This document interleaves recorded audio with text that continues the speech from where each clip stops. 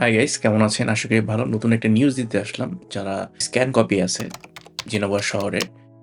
আ আমার এক সাবস্ক্রাইবার প্রায় ১ সপ্তাহ আগে আমাকে মেসেজ দিল এবং বলল যে, "ভাই আমার নুলস্থাটা রিইস্যু হয়ে নতুন নুলস্থা আসছে। এখন আমি আ ওয়েব ফর্মে কি জমা দেব কিনা?" তার কিন্তু জুন মাসে স্ক্যান কপি জমা ছিল ২০২৪ সালে। তো আপনারা যারা আমার ভিডিও ফলো করেন তারা জানেন আমি আগেও বলছি যাদের জমা আছে তারা যখন নুলস্থা রিইস্যু বা আপডেটেড কোনো মেসেজ যদি আপনি পেয়ে থাকেন, সেক্ষেত্রে এই সাবস্ক্রাইবারের কিন্তু নুলস্থা রিইস্যু হয়ে নতুন নুলস্থা আসছে। তো আমাকে যেহেতু বলল তখন আমি বললাম যে ১২ থেকে ১৪ দিন মতো আপনি একটু অপেক্ষা করেন।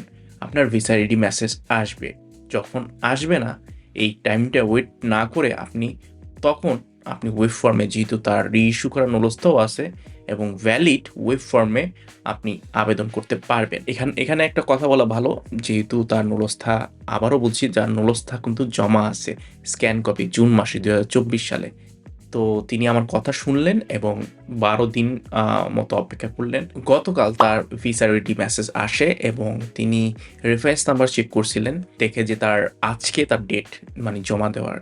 তো তিনি একটু চিন্তিত ছিলেন যে, "ভাই আজকে তো ডেট চলে গেল। আমি কি নেক্সট টাইমে জমা দিতে পারব কিনা?" আমি বললাম, "হ্যাঁ।" তারপর তিনি আরেকটু অপেক্ষা করে দেখল যে বিএফএস গ্লোবাল থেকে মেসেজ আসলো যে ২৮ তারিখ, নেক্সট ২৮ তারিখ ২৮শে ডিসেম্বর তাকে জমা দেওয়ার জন্য বিএফএস গ্লোবাল বলছে। তার শহর ছিল জেনেভা। তার ক্লিক ডে ছিল ২০২৩ সালের ডিসেম্বর মাসে এবং তার নুরস্থ ছিল ২০২৪ সালের ফেব্রুয়ারিতে এবং তিনি ইমেইল করে জমা দেয় স্ক্যান কপি ২০২৪ সালের জুন মাসে। আবারও বলছি তার জেনেভা এবং তার নুরস্থ হচ্ছে স্পন্সর ক্যাটেগরি ২ পেজ। যেহেতু আপনি জানেন নুরস্থার রিইস্যু গুলো সাধারণত ১ পেজের হয়। এরকমও সম্ভাবনা আছে যেমন জেনেভা শহরের নুরস্থার রিইস্যু হলে সেম ২ পেজেরই স্পন্সর নুরস্থায় হয়ে আসবে। তিনি ২৮শে ডিসেম্বর তিনি জমা দিবেন। আমি আগেও বলছি যারা ভিসা রেডি মেসেজ জন্য আসছে তাদের জন্য কিন্তু আপনার আ বিএফএস গ্লোবাল বন্ধ না। তাদের কার্যক্রম চলমান থাকবে যারা ভিসা রেডি মেসেজ আসবে পাসপোর্ট জমা দেওয়ার ক্ষেত্রে। আবারও বলি যারা ওয়েব ফর্মে জমা দিবেন এই মুহূর্তে আর নতুন করে পাসপোর্ট জমা দিতে পারবেন না। সেটা ৪ জানুয়ারি যখন বিএফএস গ্লোবাল চলমান হবে নেক্সট তাদের রেগুলার যে ওয়ার্ক গুলা তখন জমা দিতে পারবেন।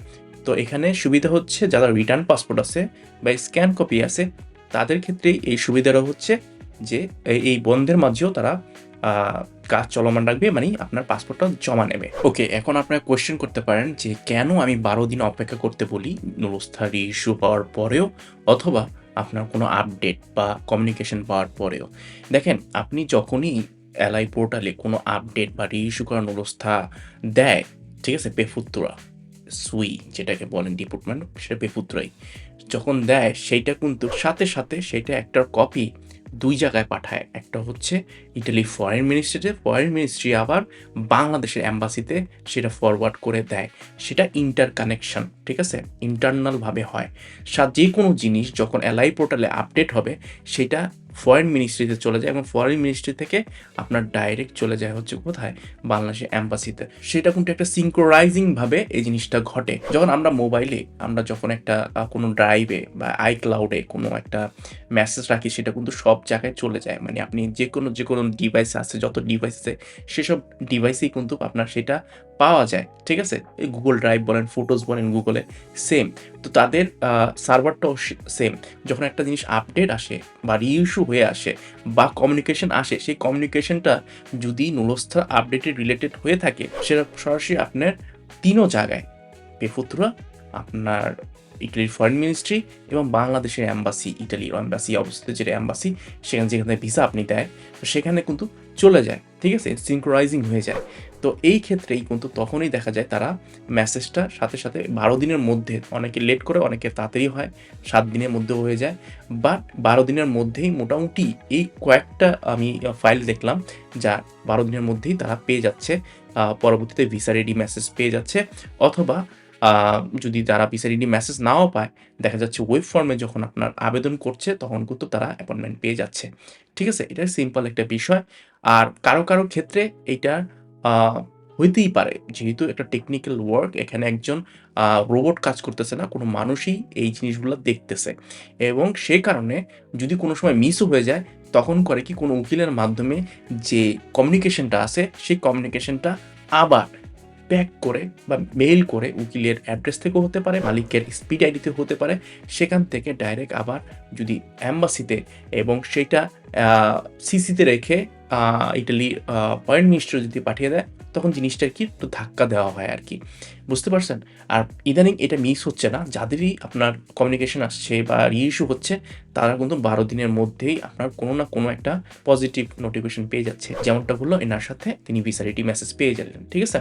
তো এরকম হচ্ছে। আর আমি মনে করছিলাম হয়তোবা এই কয়েকদিনের মধ্যে ভিসা রেডি মেসেজ নাও আসতে পারে। যাক, তার দেখেন ২০২৪ সালের জুন মাসের স্ক্যান কপি। আশা করা যাচ্ছে এই কয়েকদিনের ভিতরে আরও কিছু আসবে এবং ইনশাল্লাহ আরও ভালো নিউজ পাবো, যাদের আসলে জমা আছে বা রিটার্ন পাসপোর্ট আছে। ঠিক আছে?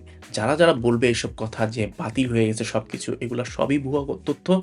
এগুলা কেউ না জেনে বলে, আর বেশিরভাগই আসতেছে হচ্ছে ইটালির ইন্টারনাল ব্যাপার-স্যাপার নিয়ে। যারা হতাশ তাদের ক্ষেত্রে, যারা আসলে রিজেক্ট হয়ে গেছে, ঠিক আছে? তাদের ক্ষেত্রে যাদের ফেক নলেজটা জমা ছিল, তারা এইসব নিউজগুলা ছড়াচ্ছে। তো কোনো টেনশন যদি থাকে, যদি কোনো ধরনের এরকম নিউজ আসে যে সব ব্যবস্থা বাতিল হয়ে যাবে, সেটা ইটালির ইমিগ্রেশন থেকেই জানিয়ে দেবে, ইটালির এম্বাসি থেকেই জানিয়ে দেবে। তো সেই পর্যন্ত আপনারা অপেক্ষা করাই যায়। যত তাড়াতাড়ি সম্ভব মানুষগুলোর মেসেজ আসবে, ভিএফএস গ্লোবাল থেকে মেসেজ আসবে, তত তাড়াতাড়ি আসলে এসব মানুষের ভাগ্যটা খুলবে। যাই হোক, ওই ভাইকে কনগ্রাচুলেশন আমি জানাবো এবং তিনি অনেকদিন অপেক্ষা করছেন এবং তিনি একটা জিনিস আমাকে বলছে যে, "ভাই, আপনার ভিডিওগুলা আপনার মাধ্যমকে পাঠাইতাম আর দেখতাম যে কিভাবে আপডেট করতে হয়, কি জায়গায় যেতে হবে বা কোন জায়গায় মেইল করতে হবে। আপনার ভিডিওগুলো দেখেই কিন্তু আমি প্রেশারাইজ করি এবং আমার মাধ্যমকে দেই।" তার মাধ্যম অবশ্য আত্মীয়। তো তিনি তা দেখেই কিন্তু তিনি মেসেজও স্বীকার করেছেন। যাই হোক, আমি তার কাছে কৃতজ্ঞ এবং দোয়া করবেন আমি যেন আরো ভালো কনটেন্ট তৈরি করতে পারি আপনাদের জন্য। আর যারা এখনো অ্যাপয়েন্টমেন্টের জন্য অপেক্ষা করছেন, আপনাকে দেওয়া হয়েছে শুধুমাত্র নুরস্থান নাম্বার। আপনারা তাড়াতাড়ি করে আপনারা অবশ্যই শুধু নুরস্থান নাম্বার দিয়ে কাজ হবে না, আপনি নুরস্থানটা নিয়ে নেন। ঠিক আছে? মেইন কপিটা আপনারা চান অথবা পিকচার ওয়াইজ চান, তাহলে ইনফরমেশনটা আপনার কাছেও থাকবে। যদি আপনি চান আপনার নুরস্থাটা চেক করাবেন, তো সেক্ষেত্রে আপনাকে একটু কনসালটেশন ফি দিয়েই চেক করাতে হবে আমার মাধ্যমে যদি করতে চান। তো যারা আছেন, জেনোভার নিউজ দিলাম। এখন কাম্পানি অঞ্চলের আসলে কি বলবো যে ১.৫ মাস, ১ থেকে ১.৫ মাসের মতো একটা ভালো নিউজ আসতে পারে এই অঞ্চল থেকে। বিকজ এই অঞ্চলের কাজ ধরবে এবং ধরার কিছু হচ্ছে, আবার থেমে যাচ্ছে। সমস্যাটা হচ্ছে এই অঞ্চলের, বললাম না, এই যে অঞ্চলের রিভিউটাও অনেক খারাপ। গুগলের যখন রিভিউ যাবেন পেপুত্রাতে, তখন দেখবেন যে আপনার কাম্পিয়ান অঞ্চলের সব অঞ্চলের বেশিরভাগই আপনার রিভিউ খারাপ। ওদের যে পেপুত্রাতে যারা কাজ করে প্রচুর স্লো।